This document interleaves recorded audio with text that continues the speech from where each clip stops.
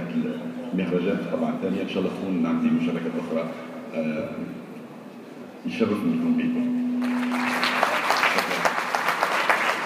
كما قال الفنان القدير سي عبد القادر صعيب باش الواحد يتكلم في دقائق على يختصر حياة فنان او سيرة ذاتية للفنان الكبير القدير سي أحمد بن عيسى. نحاول ممكن نتكلم عن بعض المحطات اللي سي أحمد بن عيسى يعتبر أحد قامات المسرح الجزائري وواحد من مؤسسين المسرح الوطني الجزائري. بدأ عمله فيه تقريبا في سنة 64 هو تأسس في 63 مع العديد من النجوم.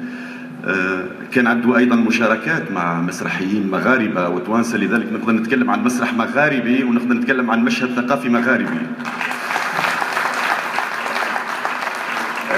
مشى فيما بعد كان إلى الإخراج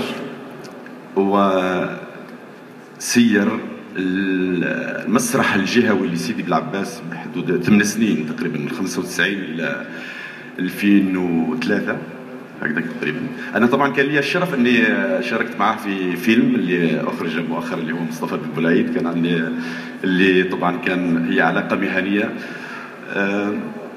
ممكن نتكلم ايضا عن سي أحمد بن عيسى من الجانب الانتاجات السينمائيه والمسرحيه والتلفزيونيه، عنده اكثر من 100 عمل، ممكن نلحقوا ال 120 عمل.